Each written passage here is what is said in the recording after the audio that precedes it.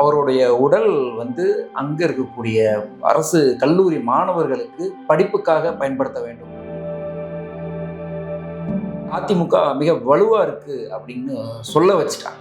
எப்பவும் போல தேமுதிக வழக்கமான கூட்டணியில் இருக்கும்னு நினைக்கும் போது அடுத்த நாள் காலையிலே ஷாக்காக இருந்திருக்கு ஒரு அறிவிப்பு. திமுக கூட 20 ஆண்டு காலத்தில் இல்லாத ஒரு அறிவிப்பை துணிச்சலோடு எடுத்து அந்த மொமெண்டம் மேலும் அதிகரித்து திமுக பக்கம் கொடுத்துட்டாங்க. செல்வி ஜெயலலிதா அவர்களோட பிறந்த நாளில் அசத்தலான சில அறிவிப்புகள் தான் சொல்லணும். எப்படின்னா அசத்தல் அப்படிங்கிறோம்னா மக்களோட மனதை இதெல்லாம் போட்டியாக வெல்லணுமே அப்படி ஒரு அறிவிப்பாக இந்த அறிவிப்பு வந்திருக்கு. இந்த திமுக ஆட்சியில் வரி சுமை அப்படின்றது அதிகமாக இருக்குது, அதனால மக்கள் கஷ்டப்படுறாங்க. நான் ஆட்சிக்கு வந்தோன்னா முதல்ல அவங்களுக்கு ஹாப்பி பண்ணுற மாதிரி ஒவ்வொரு குடும்பத்துக்கும் 10,000 ரூபாய் கொடுப்பேன் அப்படின்னு சொல்லியிருக்காரு.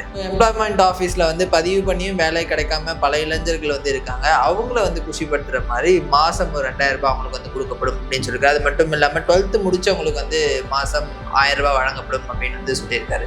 இளைஞர்களோட வாக்கு குறிப்பாக கொஞ்சம் விஜய் அவர்கள் கவர்ந்தெடுக்கிறாரு.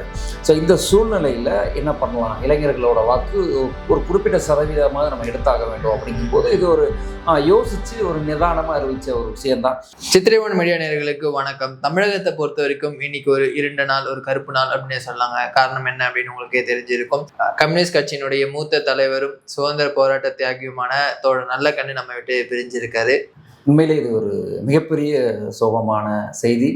மூத்த அரசியல் தலைவர், விடுதலைக்காக போராடிய ஒரு தலைவரும் கூட. அதே மாதிரி ஒவ்வொரு அரசியல் தலைவர்களுமே உடல்நலம் சிறிதாக பாதிக்கப்பட்டாலுமே அவங்க வெளிநாடுகளை தேடியோ இல்லை உயர்தர மருத்துவமனைகளை தேடியோ போவாங்க. ஆனால் இவர் உடல்நலம் பாதிக்கப்பட்ட போது கூட அரசு பொது மருத்துவமனையில் பொதுமக்கள் எங்கே அன்றாட மக்கள்கள் சிகிச்சை எடுக்கிறாங்களோ அங்கே தான் எடுப்பேன்னு சொல்லி கடைசி வரை அங்கே தான் சிகிச்சை எடுத்தார். இப்போ அங்கே தான் அவரோட உயிரும் பிரிந்திருக்கிறது. பிரிந்த பிறகும் கூட அவர் செய்திருக்கக்கூடிய அந்த தர்மம், அந்த தானம் அப்படிங்கிறது உண்மையிலே சொல்லியே ஆகணும். என்ன அப்படின்னா, அவருடைய உடல் அங்கே இருக்கக்கூடிய அரசு கல்லூரி மாணவர்களுக்கு படிப்புக்காக பயன்படுத்த வேண்டும் அப்படிங்கிறத அவர் முன்பே சொல்லியிருந்தார். அந்த விஷயத்தை இப்போ தானமாகவும் செஞ்சுருக்காங்க அப்படிங்கக்கூடிய இந்த தகவல் உண்மையிலேயே அரசியல் தலைவர்கள் இப்படியும் அரசியல் தலைவர்கள் இருப்பார்களா அப்படிங்கிற ஒரு எண்ணத்தை நம்ம கொடுக்குது. கண்டிப்பா சார். அதை தொடர்ந்து அரசியல் களம் பரபரப்பாக்கி கொண்டே போயிருக்கு. அண்டு எடப்பாடி பழனிசாமி அவர்கள் நேற்று சில அறிவிப்புகளை வெளியிட்டு இருந்தாரு. அது மக்கள் மத்தியில் ஒரு நல்ல விமர்சனத்தை பெற்றிருக்கு. அதை குறித்து தான் இன்னைக்கு நம்ம விவாதம் பண்ண போறோம். முதற்கட்டமா அந்த வாக்குறுதிகளை எப்படி பாக்குறீங்க? வாக்குறுதிகள் பார்க்குறோன்னா இது எலியும் பூனையும் மாதிரி போய்கிட்டு இருக்கு அப்படின்னு தான் சொல்லணும். என்ன அப்படின்னா, ஃபஸ்ட்டு அதிமுக தலைவர் எடப்பாடி பழனிசாமி அவர்கள் அன்புமணி ராமதாஸ், டிடிவி தினகரன் இந்த மாதிரி கூட்டணிகளை அழைத்து தமிழகத்திலே பெரு பேசும் பொருளாக ஆனாங்க. அதேமாரி அதிமுக மிக வலுவாக இருக்குது அப்படின்னு சொல்ல வச்சுட்டாங்க. ஸோ அந்த தருணத்தில் இந்த சைடு திமுகவோட தலைவர் மு க ஸ்டாலின் அவர்கள் சிந்திக்கிறாரு, என்ன பண்ணலாம், அந்த மொமெண்டம் நம்மக்கிட்ட வரணுமேன்னு சொல்லிட்டு பொங்கல் பரிசாக ஒரு 3,000 கொடுத்துருந்தாரு. அதனை தொடர்ந்து இன்னொரு விஷயம் இன்ப அதிர்ச்சி கொடுத்துட்டாரு. என்ன கொடுத்தாரு அப்படின்னு அவங்களுக்கு சொல்லுங்கள். என்ன கொடுத்தாரு? 5,000 ரூபாய் எல்லாரோட அக்கௌண்ட்லும் வந்துச்சு. கோடைக்கால பரிசாக சேர்த்து அப்போ ஆக மொத்தம் ஒரு 8,000 ரூபா அடுத்தடுத்து கொடுத்து பெண்களுக்கும் ஒரு இன்ப மகிழ்ச்சியும் கொடுத்து அவர் ஒரு பக்கம் அந்த மொமெண்டமாக கொண்டு வந்துட்டார். இப்படியே போட்டியாக இருக்கும்போது இந்த பக்கம் அடுத்து என்ன பண்ணலாம் அப்படின்னு சொல்லி எடப்பாடி பழனிசாமி அவர்கள் யோசிச்சுட்டு இருக்கும்போதே திடீர்னு தேமுதிக இங்கே வர வேண்டியதாக இருந்தது. பிரேமலதா விஜயகாந்த் அவர்களே சொல்லியிருந்தாங்க, மோடி வரும்போது அறிவிப்புகள், கூட்டணி குறித்த அறிவிப்பு வந்திருக்கும் அப்படின்னு சொன்னாங்க. எல்லாருமே மேக்சிமம் அதேமாரி ஈசா யோகா மையத்தில் சிவராத்திரிக்கு எஸ்பி வேலுமணி அவர்களுடன் அங்கே வழிபட்டாங்க. ஸோ இதெல்லாம் பார்க்கும்போது நிச்சயம் எப்பவும் போல தேமுதிக வழக்கமான கூட்டணியில் இருக்கும்னு நினைக்கும் போது அடுத்த நாள் காலையிலே ஷாக்காக இருந்திருக்கு ஒரு அறிவிப்பு. திமுக கூட 20 ஆண்டு காலத்தில் இல்லாத ஒரு அறிவிப்பை துணிச்சலோடு எடுத்து அந்த மொமெண்டம் மேலும் அதிகரித்து திமுக பக்கம் கொடுத்துட்டாங்க. அது பெரும் பேசும் பொருளாக இருக்கும்போது இந்த பக்கம் என்ன பண்ணார் எடப்பாடி பழனிசாமி, இன்னும் என்ன பண்ணலான்னு யோசித்து தான் செல்வி ஜெயலலிதா அவர்களோட பிறந்த நாளில் அசத்தலான சில அறிவிப்புகள் தான் சொல்லணும். எப்படின்னா அசத்தல் அப்படிங்கிறோம்னா மக்களோட மனதை இதெல்லாம் போட்டியாக வெல்லணுமே அப்படி ஒரு அறிவிப்பாக இந்த அறிவிப்பு வந்திருக்கு. அண்ட் அது ரொம்ப முக்கியமான ஒரு விஷயம் வந்து கருணை தொகையை ஒவ்வொரு குடும்பத்துக்கும் வந்து தலா 10,000 வழங்கப்படும் அப்படின்னு வந்து சொல்லியிருந்தாரு. இந்த திமுக ஆட்சியில வரி சுமை அப்படின்றது வந்து அதிகமாக இருக்கு, அதனால மக்கள் வந்து கஷ்டப்படுறாங்க. நான் ஆட்சிக்கு வந்தோன்னா முதல்ல அவங்களுக்கு வந்து ஹாப்பி பண்ற மாதிரி வந்து ஒவ்வொரு குடும்பத்துக்கும் 10,000 வந்து கொடுப்பேன் அப்படின்னு வந்து சொல்லியிருக்காரு. ஆமாம், இந்த 10,000 வந்து கண்டிப்பாக, ஏன்னா மகளிருக்கு 1000 வரும்போதே அவங்க ஒரு சந்தோஷமா இருந்துட்டு இருந்தாங்க. இப்போ திமுகவுக்கு ஒரு 1000 வருது, ஏதோ ஒரு இன்கம் சோர்சஸ் வருது அப்படின்னு இருக்கும்போது அப்படியே அது 2000 ஆக்கும் அப்படின்னு சொல்லி முந்தைய அறிவிப்புகள் எடப்பாடி பழனிசாமி அவர்களோட அறிவிப்பு வந்து இன்னும் கொஞ்சம் குசிப்படுத்துச்சு. ஸோ அதனை தொடர்ந்து மு.க. ஸ்டாலினும் 2000னாரு. அப்போ 2000 கிடைக்கும் போது இது கொஞ்சம் நல்லா இருக்குமே யோசிச்சுட்டு இருக்கும்போது ஒரு பல்காக ஒரு 10,000 ஒரு அக்கௌண்ட்டில் ஒன்று வரப்போகுதுன்னு ஒரு அறிவிப்புங்கும்போது நிச்சயமாக மக்கள் வந்து அதை பேசும் பொருளாச்சு. எடப்பாடி பழனிசாமி அவர்கள் ஆட்சிக்கு வந்தால் 10,000 கிடைக்குமே அப்படிங்கிற ஒரு எண்ணத்தை வந்து பதிச்சிட்டாரு. அது மட்டும் இல்லாமல் அது கூட நிறைய திட்டங்கள் வந்து அறிவிச்சிருக்காரு. குறிப்பா வந்து யங்ஸ்டர்ஸை கவர் பண்ற மாதிரி வந்து ஸோ எம்ப்ளாய்மெண்ட் ஆஃபீஸ்ல வந்து பதிவு பண்ணியும் வேலை கிடைக்காம பல இளைஞர்கள் வந்து இருக்காங்க. அவங்கள வந்து குஷிப்படுத்துற மாதிரி மாசம் ஒரு 2,000 அவங்களுக்கு வந்து கொடுக்கப்படும் அப்படின்னு சொல்லியிருக்காரு. அது மட்டும் இல்லாம 12th முடிச்சவங்களுக்கு வந்து மாசம் 1,000 வழங்கப்படும் அப்படின்னு வந்து சொல்லியிருக்காரு. நிச்சயமா இந்த அரசியல் களம் வந்து விஜயோட வருகையில் வந்து கொஞ்சம் கலவையாக இருக்குது. ஒரு மாற்றம் எப்படி நடக்க போகுது, ஒரு டைட்டான போட்டிகள் இருக்க போது, அவர் வாக்குகளை பிரிக்க போகிறாரா, இல்லை அவர்கள் சில தொகுதிகளை வெல்ல போகிறாங்களா, இல்லை அவங்களோட நகர்வு எப்படி இருக்கும்னு சொல்லி இந்த திமுகவுக்கு வந்து புதிய ஒரு போட்டியாக இருக்குது. இடையில் நாம் தமிழர் சீமான் இந்த மாதிரிலாம் இருக்கும்போது இளைஞர்களோட வாக்கு குறிப்பாக கொஞ்சம் விஜய் அவர்கள் கவர்ந்திருக்கிறாரு. ஸோ இந்த சூழ்நிலையில் என்ன பண்ணலாம், இளைஞர்களோட வாக்கு ஒரு குறிப்பிட்ட சதவீதமாக நம்ம எடுத்தாக வேண்டும் அப்படிங்கும்போது இது ஒரு யோசித்து ஒரு நிதானமாக அறிவித்த ஒரு விஷயந்தான்.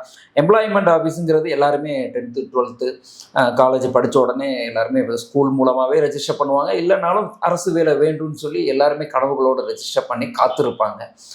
வேலை வாய்ப்பு வந்து இப்போ பெருமளவில் வந்து கம்மியாக தான் இருக்குது தமிழகத்தில் இப்போ இருக்கக்கூடிய சூழ்நிலையில். ஸோ இப்போ அவங்கெல்லாம் வந்து வேலை தேடிட்டு இருக்கிறவங்களுக்கு ஒரு கை செலவுக்கு ஒரு 2,000 மாதம் வருமா அப்படிங்கும்போது இளைஞர்கள் வந்து யோசிக்கிறாங்க. நமக்கு 2,000, அம்மாவுக்கு 1,000 வரதே வந்து நம்ம 500 எடுத்துக்கிறோம். இன்னும் அதுலேருந்து நமக்கு 2,000 வந்துச்சுன்னா ஒரு நல்ல விஷயம் தானேன்னு யோசிக்கிறாங்க. 12th படித்தவங்க 1000 வருது, சரி ஓகே. எம்ப்ளாய்மெண்ட் ஆஃபீஸில் இது வந்து நல்ல விதமாகவும் எடுத்துக்கிடலாம். அரசுக்கு வேலைக்கு படிக்கிறவங்களுக்கு ஒரு செலவுக்கு ஆகலாம் கூட, அன்றாட இந்த மாதிரி விஷயங்களை கூட அவங்களுக்கு வந்து அது உதவலாம். அண்ட் அப்படி ஒரு சிந்தனையை வந்து இப்படி ஒரு கோணத்தில் வந்து இருக்கு அப்படிங்கிறத வந்து ஒரு யோசிச்சு ஒரு பிளானிங்காக பண்ணியிருக்கிறாங்க. அண்ட் அதை தொடர்ந்து வந்து ஒவ்வொரு தை பொங்கலுக்கும் வந்து 1,000 வழங்கப்படும் அப்படின்னு வந்து சொல்லியிருக்காரு. ஆல்ரெடி பொங்கல் பரிசு அப்படின்னா வந்து நமக்கு கொடுத்துட்டா இருப்பாங்க 2,000, 3,000, 1,000 அப்படின்றது.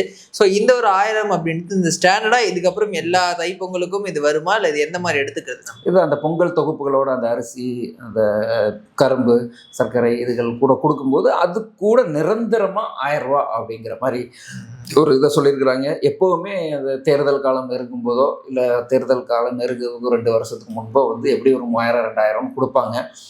அது தேர்தல் வருதோ இல்லையோ 1,000 நிச்சயம் அப்படிங்கிற மாதிரி ஒரு இதை வந்து கொடுப்போம், பொங்கல் செலவுக்கு கையில் கொடுப்போம் அப்படிங்கிற மாதிரி அந்த அறிவிப்பு வந்து ஒரு கவர்ச்சிகரமான அறிவிப்பாக தான் இருக்குது. அண்ட் அதே மாதிரி வந்து மீனவர்களை கவரும் வகையில் அந்த மீன்பிடி தடை காலத்தில் வந்து அவங்களுக்கு இது இப்போ வரைக்கும் 8,000 வந்து கொடுத்துருந்தாங்க. பட் அது போதாது, இன்னும் அதிகப்படுத்தி கொடுக்கணும் அப்படின்னு தான் அவங்களுடைய நீண்ட கால கோரிக்கையாக இருந்துச்சு.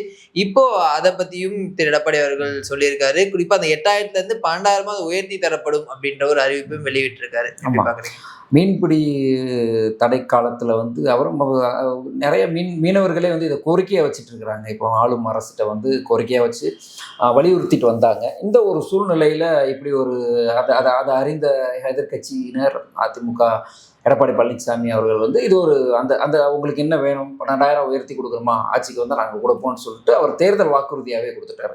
இந்த அரசு வந்து அரசு சார்ந்து நிறுவனங்களும் தனியார் நிறுவனங்களும் ஏகப்பட்ட பேர் இப்போ போராட்டத்தில் இருக்கிறாங்க. அதே மாதிரி மீனவர்களும் போராடுவதற்கான சூழல்கள் இருக்கக்கூடிய தருணம் தான். அவங்க போராடிட்டு தான் இருக்கிறாங்க. பட் அவங்க வாழ்வாதாரத்தை தேடி ஓடக்கூடிய ஒரு சூழ்நிலையில் இருக்கிறாங்க. இல்லைன்னா சென்னையில் இப்போ எல்லாரும் மாதிரி போராட்டத்தை அறிவித்து போராட்டம் பண்ணியிருப்பாங்க. பட் அந்த விஷயம் வந்து அறிந்த எடப்பாடி பழனிசாமி அவர்கள் வந்து 12,000 சொல்லும்போது ஓகே, நம்ம கோரிக்கையை இவ்வளோ காலம் வச்சிருக்கிறோம், காதுக்கு கேட்கல, ஆனால் இவங்க ஆட்சிக்கு வந்தால் தரோம்னு சொல்கிறாங்களே அப்படின்னு சொல்லி ஒரு வகையான நம்பிக்கையை வந்து அங்கே ஏற்படுத்தியிருக்கு. அதே மாதிரி நெசவாளர்களுக்கான அந்த இலவச மின்சாரம் அப்படின்றது வந்து உயர்த்தி தரப்படும் அப்படின்ற ஒரு விஷயத்தையும் சொல்லியிருக்காரு. குறிப்பாக கைத்தறி தொழிலாளர்களுக்கான அந்த இலவச மின்சாரம் வந்து 300 யூனிட்லேருந்து 450 யூனிட்டாக வந்து உயரும் அப்படின்றது சொல்லியிருக்காரு. விசைத்தறி நெசவாளர்களுக்கு வந்து 1000 யூனிட்லேருந்து 1,400 யூனிட்டாக அது வந்து உயர்த்தப்படும் அப்படின்ற ஒரு அறிவிப்பையும் விட்டுருக்காரு. இதுவுமே அவங்களுடைய நீண்ட கால கோரிக்கையாக தான் இருந்துட்டு வருது. இது எப்படி பார்க்குறீங்க? இது நிச்சயமாக ஒரு நல்ல அறிவிப்பு. ஏன்னா விசைத்தறி தொழில் நெசவாளர்கள் வந்து நம்ம ஒரு மண்டலத்தில் மிக முக்கியமான தொழிலாக இருக்குது. நம்ம தமிழகத்தில் பொருளாதார அளவில் அந்த தொழில் நிறுவனங்கள் வந்து நல்லா இருந்துச்சுன்னா இன்னும் நல்லாயிருக்கும். இது இப்போ அந்நிய நாடுகளில் இருந்து வரக்கூடிய உற்பத்தினால் அது கொஞ்சம் பாதிக்கப்படுது. அதை வந்து மேலும் வலுவாக்கணும்னா இது போன்ற அவங்களுக்கு தேவையான மின்சாரத்தில் வந்து மிக முக்கியமான ஒன்று. அவங்களுக்கு இந்த மின்சார சலுகைகள் கிடைக்கும்போது வந்து அவங்களுக்கு ஒரு பக்கம் இருக்கக்கூடிய ஒரு பற்றாக்குறை வந்து பணப்பற்றாக்குறை, பொருளாதார பற்றாக்குறை குறைஞ்சு உற்பத்திக்காக மேலும் கவனம் கொடுத்து அந்த நெசவாளர்களுக்கான அந்த கைத்தறி தொழில்கள் வந்து நல்லா வரும்போது இன்னும் அது நமக்கான அந்த தொழில் வளங்கள் முன்னேறுவதற்கான ஒரு விஷயம்தான். ஸோ தேவையில்லாத விஷயங்கள் பண்ணுறதை விட இந்த மாதிரி ஒரு ஒரு தொழிலுக்கு ஒரு உதவிகரமான ஒரு விஷயங்களை பண்ணும்போது, அதுவும் குறிப்பாக அழிந்து வரக்கூடிய தொழிலுக்கு வந்து ஒரு உதவிகரமான ஒரு திட்டத்தை அறிவிக்கிறது வந்து ஒரு உண்மையிலே பாராட்டக்கூடிய விஷயம் தான், வரவேற்க வேண்டிய விஷயத்தான். அண்ட் அதோட இந்த சாலையோர வியாபாரிகள் வந்து வாங்கிய கடன் வந்து தள்ளுபடி பண்ணப்படும் அப்படின்ற விஷயத்த சொல்லியிருக்காரு. ஆல்ரெடி திமுகவும் வந்து இந்த மாதிரி ஒரு வாக்குறுதியை கொடுத்துருந்தாங்க. இந்த மாதிரி நாங்கள் எஜுகேஷன் லோனை கேன்சல் பண்ணுவோம், நகைக்கடன் அதாவது தள்ளுபடி பண்ணுவோம், இப்படிலாம் வந்து வாக்குறுதிகள் கொடுத்துருந்தாங்க. பட் அது எதுவுமே வந்து நிறைவேற்றலை. ஸோ இவரும் இந்த மாதிரியான ஒரு வாக்குறுதியை கொடுத்துருக்காரு. இது நிறைவேற்றுறதுக்கு எந்த அளவுக்கு பாசிபிலிட்டி இருக்கு? நிச்சயமாக இது போன்ற நடைபாதை வியாபாரிகளுக்கான கடன்களை வந்து தள்ளுபடி பண்ணணும். அதே மாதிரி நிறைய விவசாய கடன்களையுமே தள்ளுபடி ஆகணும். அது தள்ளுபடி பண்ணல. ஸோ இதெல்லாம் வந்து நம்ம நாட்டில் இருக்கக்கூடிய பற்றாக்குறை, ஏழ்மையினால் வரக்கூடிய செய்யக்கூடிய இந்த தொழில்கள் இதெல்லாமே வந்து ஸோ நிச்சயமாக அந்த கடன்களை வந்து தள்ளுபடி பண்ணணும். அதேமாரி நகைக்கடன், விவசாயத்துக்காக வைக்கக்கூடிய நகைக்கடன்கள், இந்த மாதிரி விஷயங்கள் எல்லாமே தள்ளுபடி கொடுக்கணும். குறிப்பாக மாணவர்களுக்கான எஜுகேஷன் லோன் தள்ளுபடி கொடுக்கணும். படிப்பு வந்து இலவசம் அப்படின்னுங்கிற ஒரு நோக்கத்தை தான் வந்து நிறைய அரசியல் தலைவர்கள் வந்து முன்மொழிகிறாங்க. ஆனால் இன்று வரைக்குமே வந்து அந்த கல்வி வந்து இலவசமாக கிடைக்கல. கல்வி, மருத்துவம், அந்த உணவுகள் வந்து மேக்சிமம் அன்றாட மக்கள் எல்லாருக்கும் கிடைக்கிற மாதிரி உள்ள திட்டங்களை நிறைய அறிவிச்சாங்கன்னா நல்லாயிருக்கும். அந்த அறிவிப்பில் இது வந்து கடன்கள்ங்கிறது கடன் பிரச்சனையிலிருந்தும் பொருளாதார பிரச்சனையிலிருந்தும் மீண்டு வர வேண்டும் மக்கள், அப்படி வகையில் இது ஒரு அறிவிப்பு வந்து உண்மையிலே ஏற்றுக்கொள்ள வேண்டிய ஒரு அறிவிப்பு தான். நீங்கள் சொல்லும்போது சொல்லியிருந்தீங்க மொமெண்டம் வந்து ஷிஃப்ட் ஆகிட்டே இருக்குது. ஆஸ் ஆஃப் நவ் இப்போ வந்து திரு எடப்பாடி வந்து லீட் பண்ணுறாரு அப்படின்ற மாதிரி விஷயங்கள் வந்து சொல்லியிருந்தீங்க. இப்போ களம் வந்து யாருக்கு ஃபேவராக இருக்குது? இப்போ இந்த செல்வி ஜெயலலிதா அவர்களின் பிறந்தநாளில் அறிவித்த இந்த திட்டங்கள் மூலமாக நிச்சயமாக அதிமுக வந்து முன்னிலையில் இருக்கலாம் அப்படிங்கிற ஒரு கருத்து கணிப்பு தான். அது மட்டும் இல்லாமல் இந்த இப்போ இருக்கக்கூடிய இதை வச்சு சைனிங் இந்தியா நியூஸ் அப்படிங்கிறது வந்து பாராளுமன்ற 2024 பாராளுமன்ற தேர்தலில் கருத்து கணிப்பு நடத்துனதில் அவங்க சொன்ன அதே மாதிரியே வந்து அந்த தேர்தல் அமைந்து பாஜக வந்து ஆட்சிக்கு வந்தாங்க. எல்லாருமே சொன்னாங்க அலை வரும் அப்படின்னாங்க, நிறைய பேர் வந்து தோற்று போகும்னாங்க. இவங்க வந்து இந்த மாதிரி ஒரு தொங்கு ஆட்சியாவோ இல்லைன்னா பல கட்சிகளோட ஆதரவில் இந்த மாதிரி கணிசமான தொகுதிகளில் கூட்டணி ஆட்சியோட தான் வரும் அப்படின்னு சொல்லியிருந்தாங்க. அது பெரிதும் பேசப்பட்டது அவங்களோட கருத்து கணிப்பு. இப்போ அந்த குழு வந்து என்ன சொல்கிறாங்க அப்படின்னா, அந்த நிறுவனம் என்ன சொல்லுது அப்படின்னா, இந்த தேர்தலில் தமிழகத்தில் இருக்கக்கூடிய தேர்தலில் இப்போ முதற்கட்ட கருத்து கணிப்பில் வந்து அதிமுக முன்னிலையில் இருக்குது. கூட்டணிகளோட ஆட்சிக்கு வருவதற்கான சாத்தியக்கூறுகள் இருக்குது. இதில் விஜய் அவர்களோட தாவேகா கட்சி, இந்த மாதிரி சில இன்னும் சீமான் அவர்களுடைய நாம் தமிழர் எல்லாமே வந்து சில காரசாரமான போட்டிகளை வந்து ஏற்படுத்தும். இருந்தாலும் முன்ன பின்ன இருந்தாலும் இப்போ இருக்கக்கூடிய சுச்சுவேஷனில் அதிமுக முன்னிலை இருக்குது அப்படின்னு சொல்லியிருக்காங்க.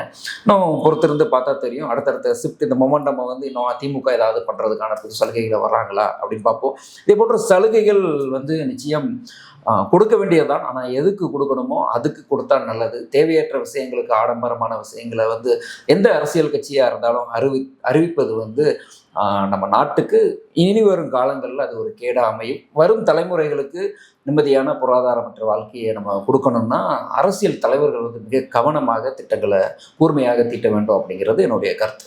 அண்ட் அடுத்தடுத்த அரசியல் நிகழ்வுகளில் நம்ம தொடர்ந்து சந்திப்போம் சார். தேங்க்யூ.